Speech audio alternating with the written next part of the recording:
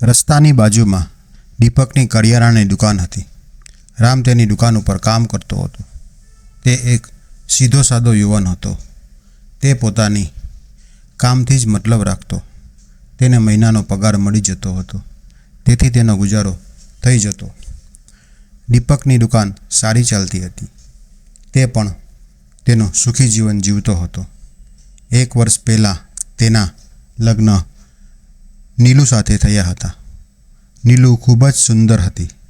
તે એકદમ ગોરી હતી. તેની સુંદર આંખો હતી. તેના મુલાયમ હોઠ પર હંમેશા સ્મિત રહેતું.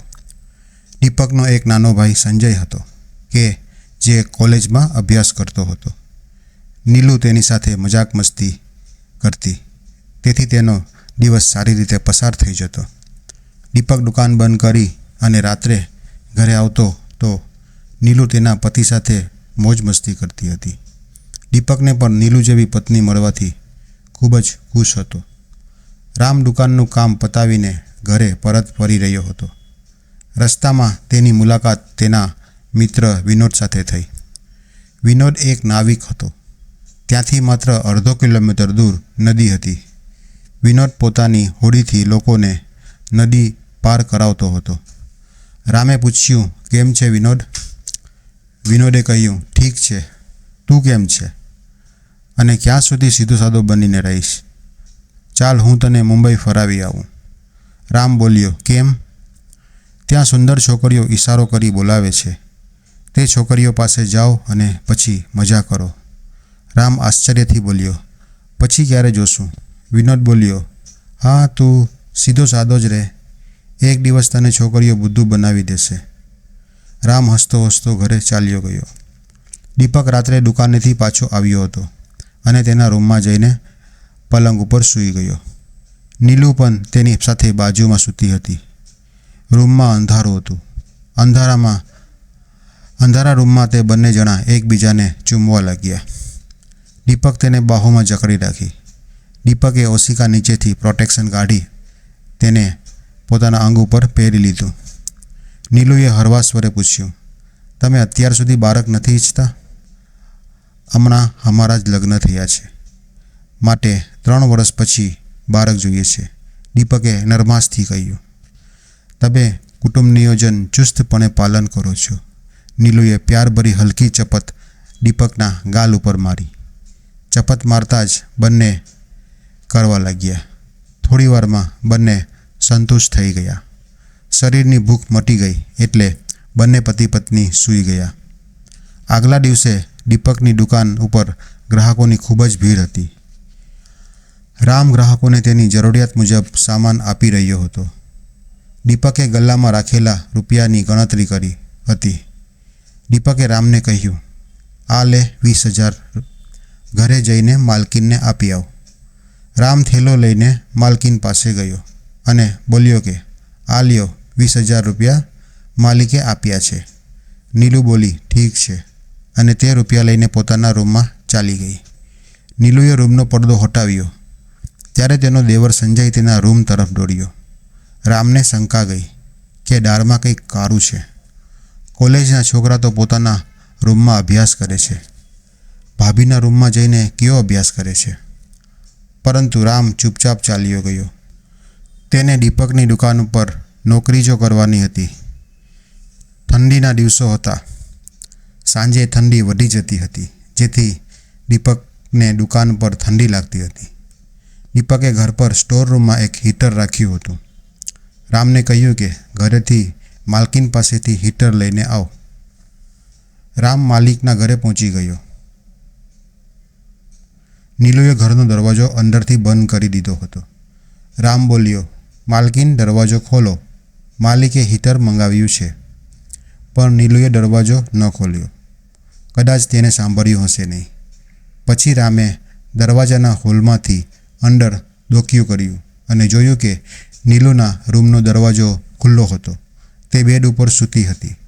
સંજય તેની બાહોમાં લઈને તેને ચૂમી રહ્યો હતો. થોડી વારમાં નીલુએ પોતાના કપડાં ઉતારી દીધા.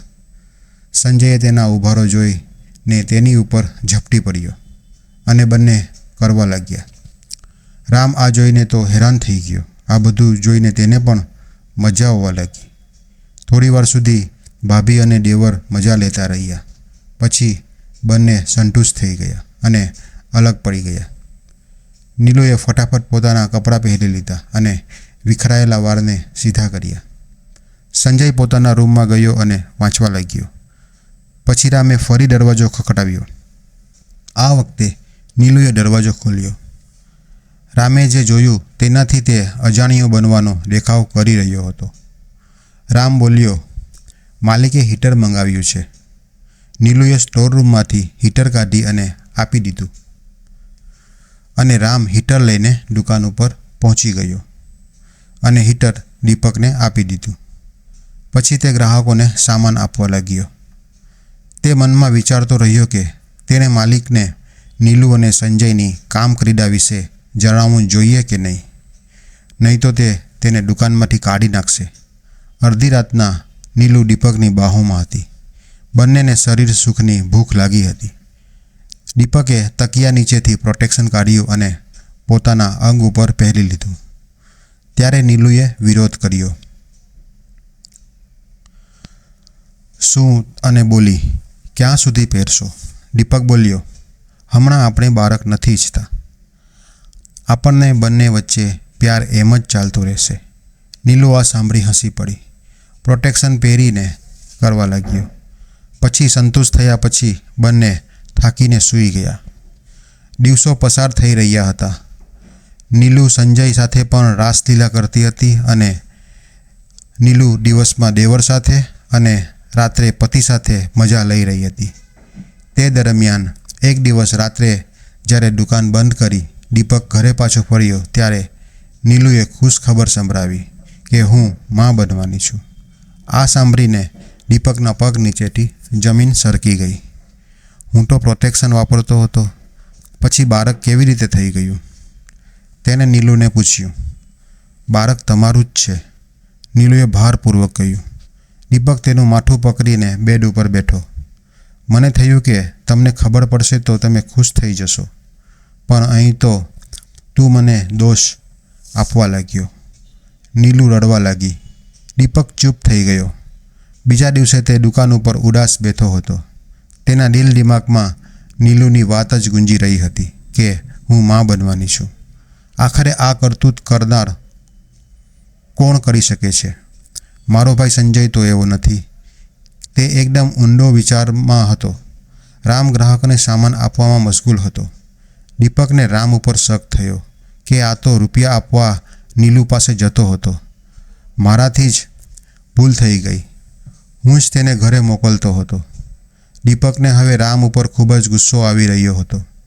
શકના લીધે રામ તેને ખરાબ લાગવા લાગ્યો. તે મનમાં વિચારી રહ્યો હતો. ત્યારે રામ બોલ્યો, માલિક, મારે 2000 એડવાન્સ જોઈએ છે. મારે મોબાઈલ ખરીદવો છે.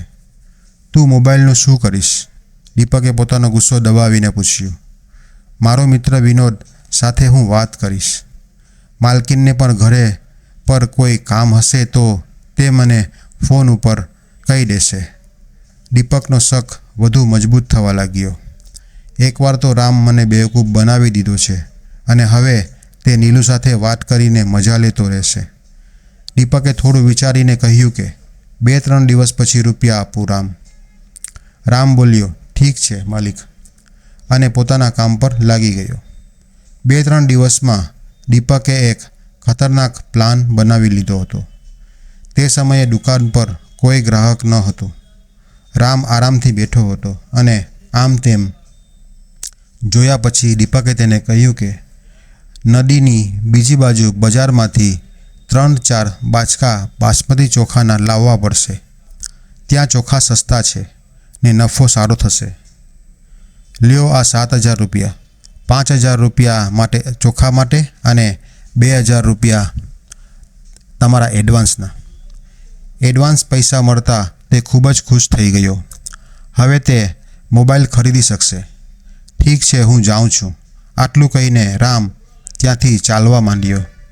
જેવો રામ નીકળવા લાગ્યો, એક વ્યક્તિ લુંગી અને ઢીલો કુર્તો પહેરેલો દુકાન ઉપર આવ્યો. દીપકે રામને રોકાવ્યો અને પ્રવીણ છે જે હોડી ચલાવે છે. તે તને નદી પાર કરાવી દેશે. દીપકે તે વ્યક્તિનો પરિચય રામ સાથે કરાવ્યો. રામે પ્રવીણને ધ્યાનથી જોયું તો તે એક અજાણ્યો ચહેરો છે કે જે તેણે આ વિસ્તારમાં ક્યારેય જોયો હતો નહીં. ઠીક છે, અમે લોકો જઈએ છીએ, રામે કહ્યું. તે બંને સાથે સાથે ચાલ્યા ગયા. દીપકના હોઠ ઉપર એક ઝેરીલું સ્મિત હતું. બંને નદી કિનારે પહોંચ્યા. પ્રવીણની હોડી કાંઠે હતી. નદી તેના પ્રવાહમાં વહી રહી હતી. પ્રવીણે ખૂંટી સાથે બાંધેલી હોડીનું દોરડું ખોલવા લાગ્યો. રામ હોડીમાં બેસી ગયો. હોડી થોડી આગળ ગઈ હશે. એકદમ નદીની વચ્ચે પહોંચી જ્યાં ફક્ત પાણી જ નજર આવી રહ્યું હતું. પાણીનો પ્રવાહ વધવા લાગ્યો. પ્રવીણે એક નાવિકની જેમ હોડી ચલાવી રહ્યો હતો. રામ નદીનો ખૂબસૂરત નજારો જોવામાં ખોવાયેલો હોડીમાં બેઠો હતો. પ્રવીણ ધીમેથી ઊભો થઈ અને રામને જોરથી ધક્કો માર્યો. પાણીમાં પડતા જ રામ હોડીને પકડવાની કોશિશ કરવા લાગ્યો. પરંતુ પ્રવીણે હોડીને ઝડપથી ચલાવી લીધી એટલે રામ તેને પકડી શક્યો નહીં. રામ ભયથી બૂમો પાડવા લાગ્યો, બચાવો, બચાવો. પ્રવીણ હોડીને ઝડપથી ચલાવીને રામથી દૂર નીકળી ગયો. રામ પાણીમાં હાથ પગ ચલાવીને પોતાને બચાવવાનો પ્રયત્ન કર્યો પણ તે ડૂબવા લાગ્યો. ત્યારે તેને એક ઝાડની ડાળી પાણીમાં પડેલી મળી. તેણે તેને જોરથી પકડી રાખી અને ડાળી સાથે તે તણાવવા લાગ્યો. પછી થોડે દૂર એક હોડી આવતી દેખાઈ. રામ જોરથી બૂમો પાડવા લાગ્યો. તેનો અવાજ હોડીવાળા પાસે પહોંચ્યો. હોડીવાળો રામનો દોસ્ત વિનોદ હતો. અરે રામ, તું અહીં કેવી રીતે આવ્યો? વિનોદે જોરથી બોલ્યો. રામને પાણીમાંથી હોડીમાં ખેંચી લીધો. રામ ખૂબ જ ડરી ગયો હતો. વિનોદે રામને પૂછ્યું કે આખરે તું અહીંયા કેવી રીતે આવ્યો? રામ બોલ્યો, માલિકે નદી પાર મને બજારમાંથી બાસમતી ચોખા લેવા મોકલ્યો હતો અને જે હોડીમાં હું આવી રહ્યો હતો તે પ્રવીણ નામનો માણસ ચલાવી રહ્યો હતો. નદીની વચ્ચે તેણે મને ધક્કો મારીને નદીમાં નાખી દીધો. જો વિનોદ, મને તું મળ્યો ન હોત તો હું કદાચ. રામનો અવાજ ગુંગળાવા લાગ્યો. વિનોદ વધુ ઝડપે હલેસા લગાવીને હોડીને કિનારે લઈ આવ્યો. વિનોદે પૂછ્યું, પ્રવીણને તું ઓળખતો હતો?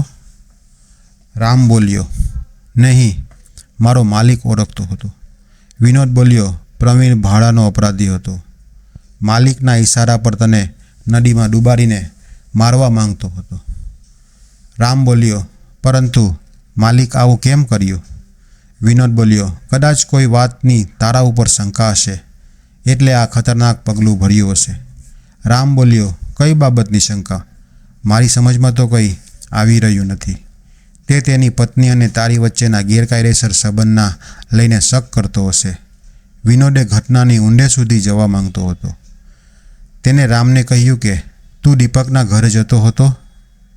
કોઈ નજીકના વ્યક્તિ તેની પત્ની સાથે સંબંધ બનાવ્યો હશે. તેની પત્ની પ્રેગ્નન્ટ હશે અને તે તારી ઉપર શક કરતો હશે. વિનોદે અંધારામાં તીર ચલાવ્યું. રામ બોલ્યો, અરે હા, માલિકનો ભાઈ સંજય તેની ભાભી સાથે ગેરકાયદેસર સંબંધ બનાવતો હતો. મેં દરવાજાના કાણામાંથી સંતાઈને દેવર ભાભી મજા લઈ રહ્યા હતા તે મારી આંખોથી જોયું હતું. રામ તેને દીપકે બલીનો બકરો બનાવી દીધો છે. વિનોદ હસીને બોલ્યો, હવે હું શું કરું? રામ ભયભીત હતો. વિનોદ રામને સમજાવ્યું કે માલિકને કંઈ કહીશ નહીં તો તબાહી થઈ જશે. કોઈ પણ બહાનું બનાવી દેજે કે હોડીમાંથી અચાનક નદીમાં પડી ગયો, જાન બચી ગઈ. અને પ્રવીણનું પૂછશે તો કહી દેજે કે પ્રવીણને ખબર પડી નહીં કે હું નદીમાં પડી ગયો છું અને તે હોડી લઈને દૂર નીકળી ગયો હતો. હું દીપકની દુકાન પર કામ નહીં કરીશ. રામે પોતાનો ફેસલો સંભળાવ્યો. આ મહિના સુધી કામ કરી લે, પરંતુ માલિકથી સાવધાન રહેજે. આ મહિનાનો પગાર લઈને કામ છોડી દેજે. રામ બોલ્યો, તેના પછી હું શું કરીશ? વિનોદ બોલ્યો, મારા કાકાનો ધાબો મુંબઈમાં છે, ત્યાં ચાલ્યો જજે. ધાબા ઉપર એક માણસની જરૂરત છે. વિનોદ અને રામ વાતો કરતા પોતાના ઘરે ચાલ્યા ગયા. બીજા દિવસે રામ દુકાન પર પહોંચ્યો. દીપક રામને જીવતો જોઈને ગભરાઈ ગયો. પ્રવીણ તો તને નદીમાં ડૂબાડી દીધો હતો. દીપકે રામને પૂછ્યું, બાસમતી ચોખાનું શું થયું? રામ બોલ્યો, હું નદીમાં પડી ગયો હતો. બસ મારો જીવ બચી ગયો. આ લો તમારા 5,000 રૂપિયા. રામે રૂપિયા આપી દીધા. દીપક બોલ્યો, ચલો જાન બચી ગઈ. ત્યાં સુધી 2-3 ગ્રાહક આવી ગયા હતા. રામ તેને સામાન આપવા લાગ્યો. રાતના દીપક દુકાન બંધ કરીને ઘરે પહોંચ્યો. તે બેડ ઉપર નીલુ સાથે સૂતો હતો. તે સૂવા માંગતો હતો નહીં, પરંતુ તેની આંખોથી નીંદર ગાયબ હતી. રામ જીવતો ફરી આવ્યો તે તેનો ચિંતાનો વિષય હતો. નીલુએ દીપકને બાહોમાં ભરી ચૂમ્યો. દીપક ખૂબ જ ઉદાસી ભર્યો બોલ્યો, ચાલ હટ અને સૂવા દે. નીલુ બોલી, મારાથી નારાજ લાગી રહ્યા છો. તમે તમારું કામ કરીને સૂવો. નીલુએ દીપકને પોતાની ઉપર પ્યારથી ખેંચી લીધો. દીપકે આ વખતે ઓશિકા નીચેથી પ્રોટેક્શન કાઢ્યું નહીં. હવે તો તેની જરૂરત જ ક્યાં હતી. દીપક કરવા લાગ્યો. બંને સંતુષ્ટ થઈ ગયા અને ગાઢ નીંદરમાં સૂઈ ગયા. મહિનો વીતી ગયો. આજે 1 તારીખ હતી. માલિક, આજે 1 તારીખ છે. મહિનાનો પગાર જોઈએ છે. દીપક બોલ્યો, કેમ નહીં? અને ગલ્લામાંથી રૂપિયા કાઢી અને રામને આપી દીધા. રામ બોલ્યો, માલિક, આજ રાતની મારી મુંબઈ જવાની ટ્રેન છે. ટિકિટ આવી ગઈ છે. દીપકે પૂછ્યું, મુંબઈ કેમ જઈ રહ્યો છે? રામ બોલ્યો, મારી મુંબઈમાં નોકરી લાગી ગઈ છે.